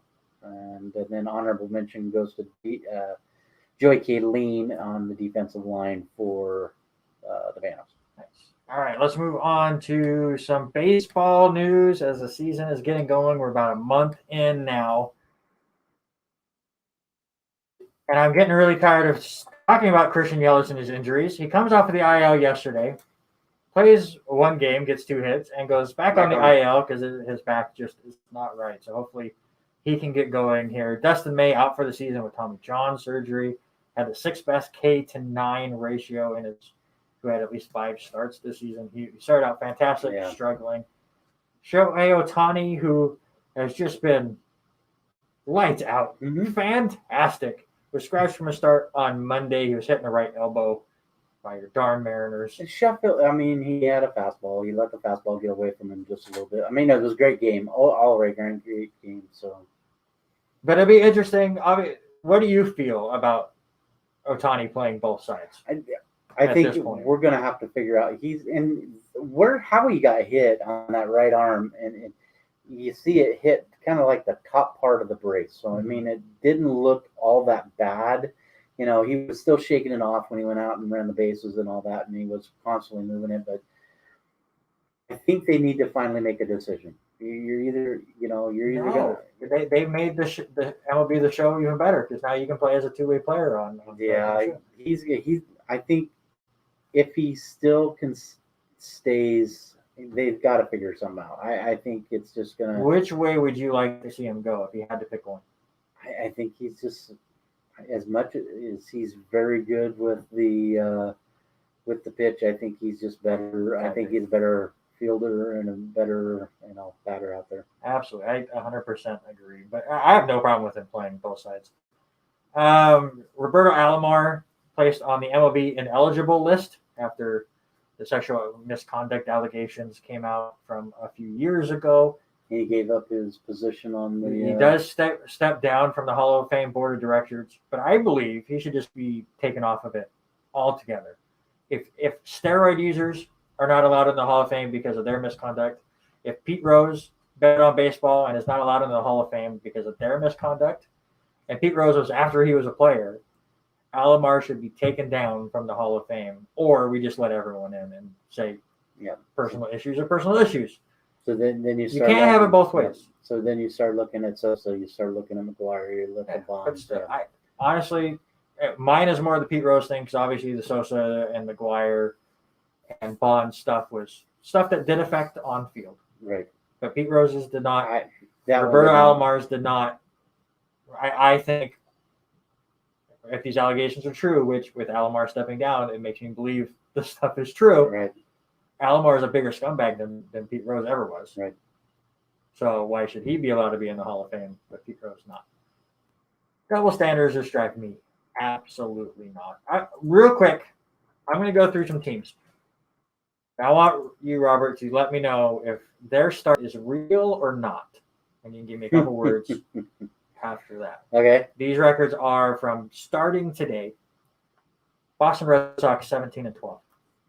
I like the way they're going. I just what JD Martinez is doing, along with God, who else? With the Bogarts and Devers, they're all looking quite well. I think they keep the momentum. I'm more. Think they are I'm more. in the AL East. I think so. I think I'm more worried about your team trying to play catch up right now. But they're looking good. I mean, we'll get to that. I don't believe it. They're not a bad team. I don't think they're going to fall off. They're going to be possibly in the mix for the wild card now, but I still think this is the Yankees division, and then it's the Rays, Blue Jays, and Red Sox now battling it out. A little bit faster, Kansas City Royals 16-11 start for the Royals. I don't think so. They're going to fall off. The same thing here for Minnesota, the exact opposite, 11-16. I am shocked that they're sitting where they're at. I would have figured they would have been a little bit more, but Cruz hasn't played as well and still struggling a little bit. This offense is starting to heat up. It is starting. Kirilloff got put into the lineup. He's hit multiple home runs the last few days. He had the day off today. Maeda finally had a decent start. Only went 5 1/3 yesterday, but looked really good. He's been off. I've seen a lot of pitchers actually all of a sudden this week pick up miles an hour on their fastball. With a lot of the people that were really struggling, all of a sudden they're starting to pick up. See that with Luis Castillo for the Reds. He picked up like 2 or 3 miles an hour on his fastball in his last start. It's like we still have the spring training and stuff, but it's like teams were like slowly building some of these pitchers because last year we only had 60 games. Now you're back to the 162, so it was like a slower start, so they didn't get injured.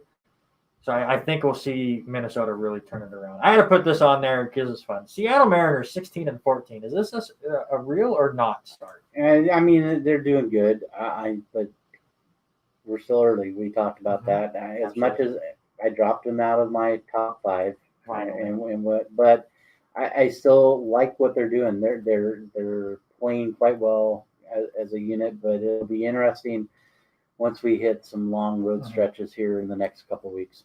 All right, just real and not real fast because we have 20 minutes left. Atlanta Braves 12-16.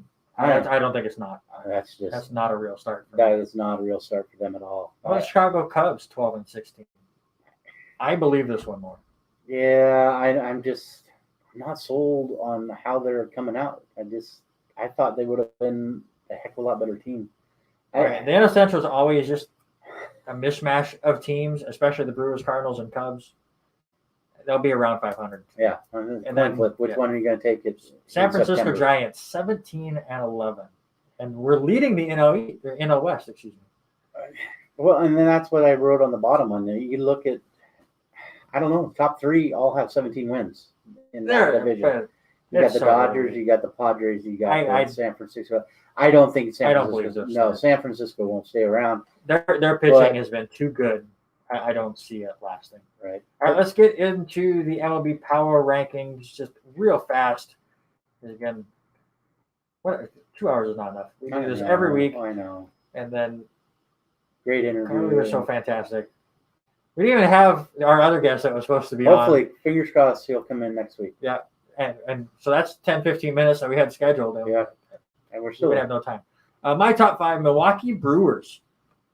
They swept San Diego a couple weeks ago. They went 3 or 4 against the Dodgers, so they get my 5 spot. They're leading the NL Central right now.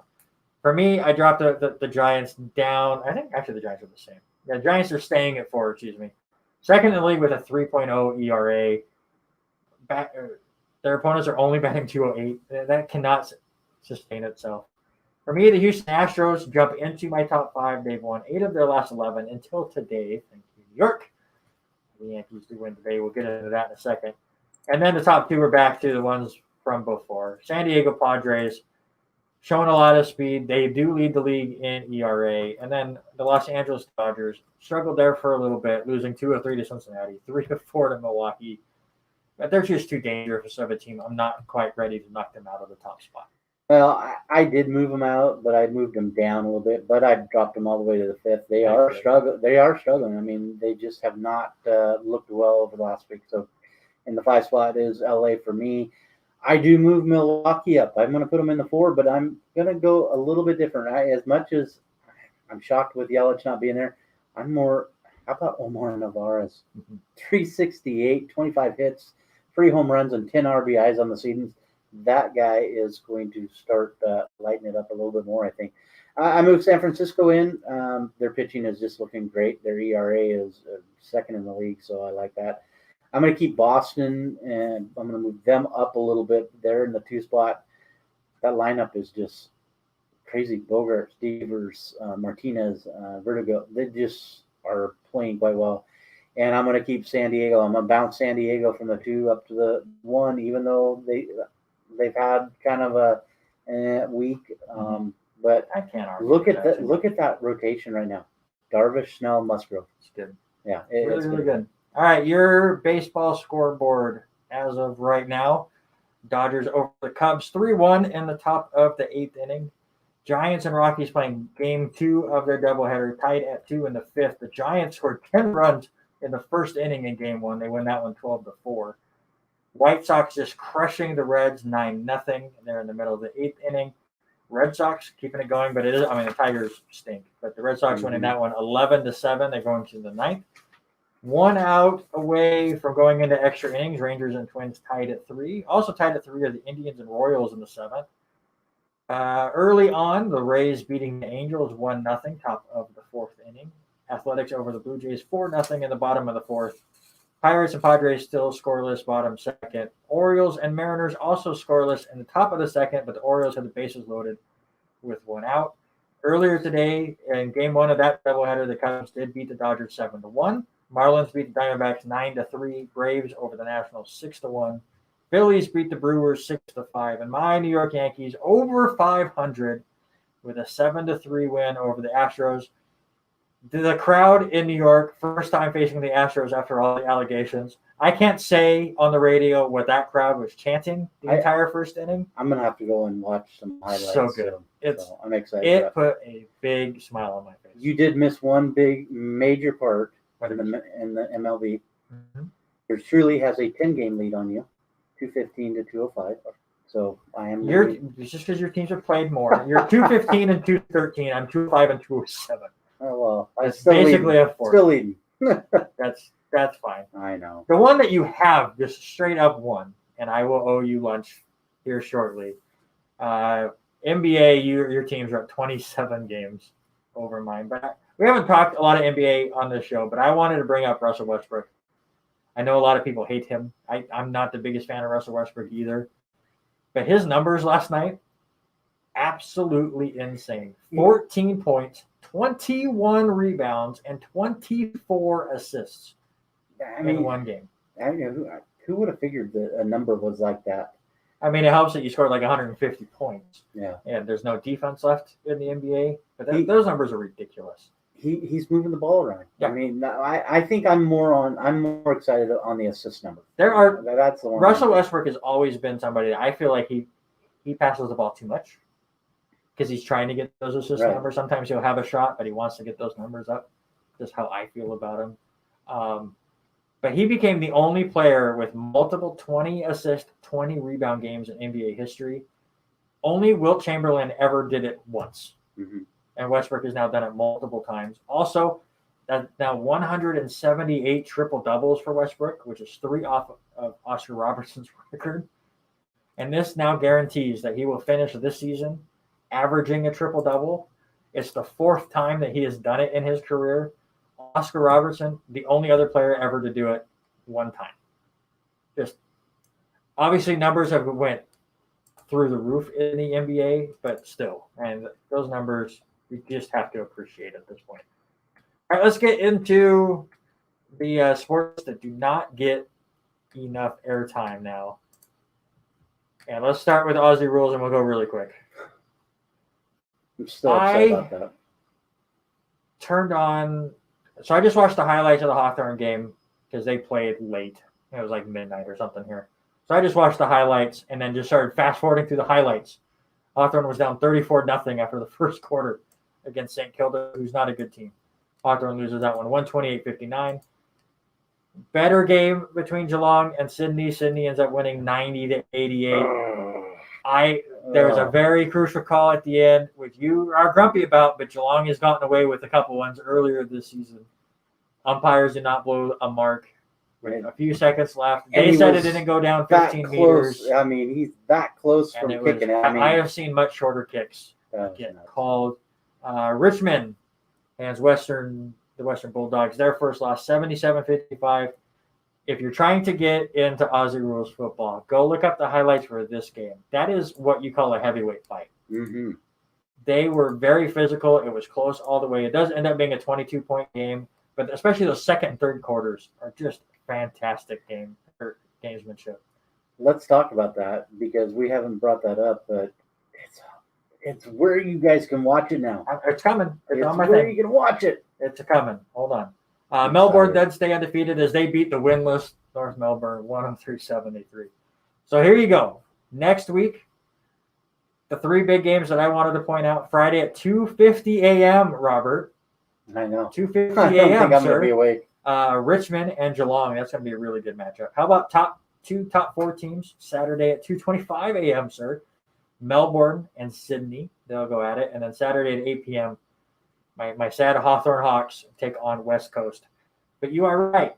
So it was a couple weeks ago, and we just didn't see the news. You had noticed it because it finally started hitting on your DVR. But Fox and the AFL have finally come out with their agreements. The only schedule that I could find goes till week 10. So it's like the next 3 weeks because we're on week 8 now. It counted week 7. But you're getting for at least until week 10, and then who knows after that. 3 games each week on FS2. 3 games if you have Fox Sports or Fox Soccer Plus. I've been saying Fox Sports Plus all day. But 3 games on Fox Soccer Plus, and also there will be 2 games in that 4-week period. That one game will be on FS1. This week at Friday at 9 p.m. you'll get Gold Coast and St. Kilda.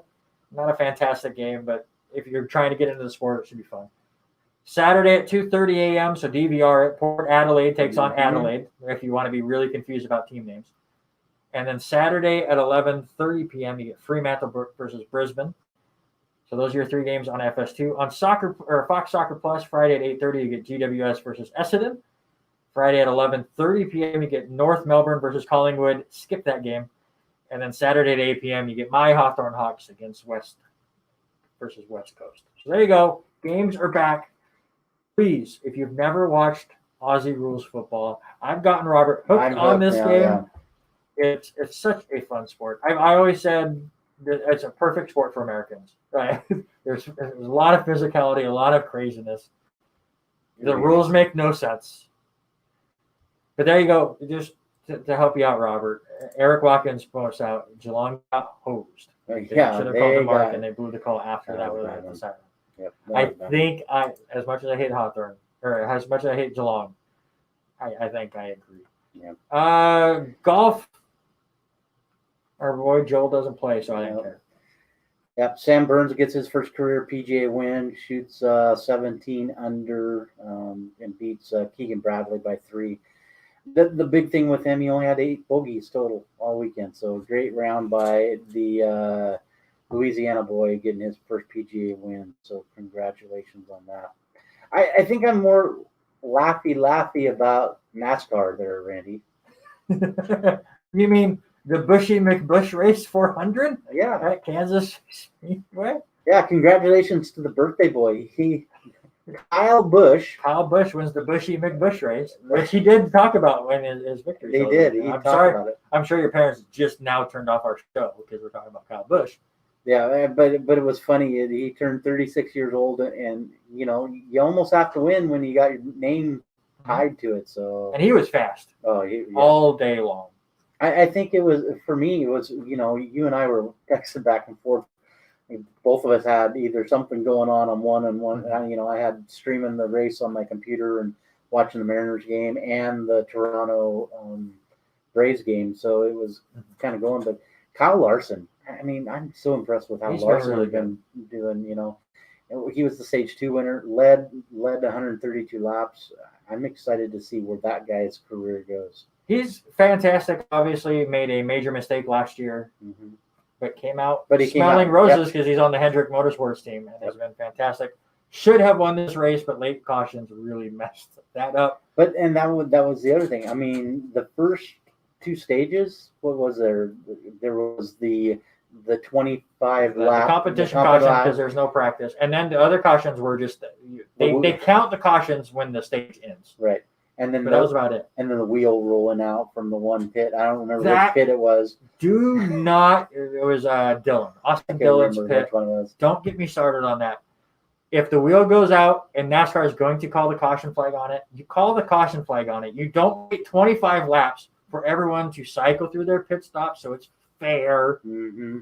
It messed up a lot of other strategies. When that tire goes out and you don't want a pit crew member to go out and get it, you throw the caution flag right now, and what happens. Throw it, get out there, get it back, and go for it. Some guys are going to get screwed by it, but some people are going to benefit. That's the whole point. That is why a lot of those drivers were staying out 25, 30 laps longer than everyone else, because they were trying to take advantage of a caution. Mm-hmm. And then you hold that from them to make sure they pit first. I'm really excited, though, for next week's race at Darlington Speedway. Fantastic racetrack. Old school night. So you get all of the old school paint schemes. It's so much fun. And then all of those paint schemes get destroyed because they all have to get the Darlington stripe, because at Darlington you are racing inches from that wall the entire way around. And what's been funny is today I got home really quick. I turned on the TV and the first thing I saw was they're redoing laps.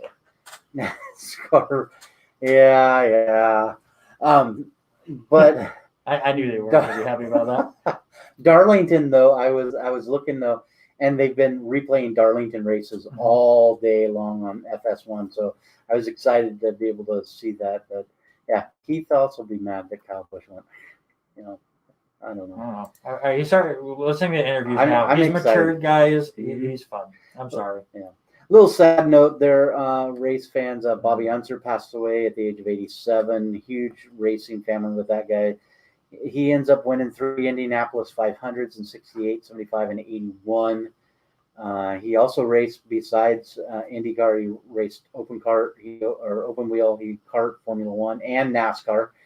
And then he ended up broadcasting for NBC, ABC, and ESPN. So as the racing world mourns the loss of Bobby Unser. All right, sir. It is this time for This Week in Sports History. Just a score update for you. The Mariners did get out of the jam. It is still 0-0, bottom of the second. Yeah, good. That's what needs to happen. All right, so we'll try to keep it as quick as possible. A lot of fun things with the History Week. 1903, I will start with your team. Yes, sir. The New York Highlanders, also what turned out to be the Yankees, play their first home game at Hilltop Park on the corner of 168th and South Broadway in Manhattan. They beat Washington 6-2. Washington Senators. Yes. 1930, first organized night game was played. Who would have figured that there would have been a big stink about playing at night? 1930, also 123 runs are scored in 7 major league games. There's only 16 ball clubs at that time, so only one game. And in the 7 games, 123 runs are scored. That's crazy. Cannot remember the title of it, but there's a YouTube video out that shows the history of all of the teams in baseball and all of the different realignments. Mm-hmm. Baseball is really curious because there's many times where 2 clubs just couldn't afford it and they merged together as another one, or one just so many bankruptcies happen in the early days of baseball. Obviously, we don't see a lot of change anymore. We've had our 30 teams since, 97? 97 or something like that, yeah. So, but those first 50 years, it's just crazy to see all of the movement. 1939, Lou Gehrig sets the MLB record, which is now second to the Iron Man, Cal Ripken, with playing his 2,130th consecutive game. Cal Ripken holds that record at 2,632. 1961, ABC's Wide World of Sports debuts on the 29th of April. Show. Yeah, I remember listening to that sound. 1961, also the next day, San Francisco outfielder Willie Mays becomes just the 9th player in MLB history to hit 4 home runs in one game in the Giants' 19-4 win against the Braves of Milwaukee. Let's see. 1965, I laughed about this one. Lindsey Nelson broadcast the first baseball game in the Astrodome from hanging from a gondola. Go figure that one out. 1988, the Baltimore Orioles score an AL record 21 lose 21 games in a row. That is now 6th all time. 1988, after scoring 50 points, Michael Jordan has a 55-point game. First time ever that 50 points are scored in back-to-back consecutive playoff games.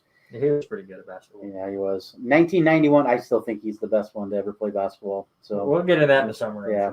1991, the Oakland A's outfielder Ricky Henderson steals all-time MLB record 939th stolen base. That was a record then. He ends his career with 1,406 stolen bases. 1991, Texas Rangers starter Nolan Ryan pitches an MLB record 7th no-hitter and beats Toronto 3-0 and at the age of 44. And then, if we brought up Willie Mays and him hitting 4 home runs, we got to bring up Mike Cameron hitting his 4 home runs against the Chicago White Sox back on May 2nd, 2002. All right, time to stump me. I'm going to stump you. I hate when you're confident. I told you this. Here's the thing. A, B, or C. You get to choose which one we are going to do. It's A, B, or C. Do I get a hint at which one A, B, and C are? Sure. A is baseball. Okay. B is baseball. Okay. And C is, baseball. Cool. Fantastic. Take your pick. Which one do you want? Mariners are playing Baltimore, so give me B. You want B. All right. Let's see. That was the one. We're going to go the Willie Mays. Willie Mays becomes just the 9th player to hit 4 home runs in a game. And so does Mike Cameron. Mike Cameron adds his name to that list. How many players have hit 4 home runs in a game? I'm going to be 100% honest. You started talking about Hank Aaron, and I was trying to figure out who the last one was. And I have that's the bonus one on this question. And I was who hit not the bonus sure one. if I got that one. There's. Uh-oh. So how much was Hank Aaron? Our friend here. Oh, he was late. So Willie Mays was the 9th. He was really the 9th player in 1961. God, more than that. 26. No. 17. There was 6. There's only been 8 since him. Yep. Wow. 6 in the American League, 12 in the National League, and the last one to do it was J.D. Martinez in 2017. I would have guessed Justin Upton, but I can't remember if that was a 3 home run game that I'm remembering in my head or if it was a 4. I'm glad you didn't do question A because that was the losing streak. I don't think you would have got it, but I'm going to throw the other one out there really quick. Sure. We talked about Nolan Ryan having his no-hitter with 7. Who's caught the most no-hitters? Oh, I don't know. It's an easy one. Posada. No. Same time frame. Same division. How about that? I'll leave it to that. No, that won't help me at all. Jason Varitek. He caught 4 no-hitters. Yeah, that makes sense. Hideo Nomo, Derek Lowe, Clay Buchholz, and John Lester. Trying to see if Upton did or not, but I'm not seeing things. I'll look it up afterwards. Eric will probably let me know. But that'll do it. Another jam-packed show. Happy Mother's Day. Yes, happy Mother's Day. I am still fingers crossed that the gift that I got Haley makes it here by Sunday. You never know when you order things online. I did it last week, but you just never know if it'll get here on time. Especially when you don't go through Amazon, so you don't get all the tracking stuff. Exactly. We will see. We're going to take the week. We're not going to have any special shows or nothing. It's going to be weird. No, it's going to be. We might do a quick thing for the schedules next week, but we'll talk about that. We won't go for the full thing on that, but we might do something fun for that. Yeah, so happy Mother's Day Yes. to my wife, my mom, to my sister, and all my friends and family. Thank you again. Thank you to our great listeners. Oh my God, the shout outs we've been getting. We even got a Dylan Prophet. We got a page like as we were on the show. Oh. Alicia, who gives us all of our interviewees, finally decided she was going to like our show. So it's now 6 away. Yep. Just 6 away from having to face Kai Fong. But that is another time. That's Robert. I'm Randy. And for now, we are out.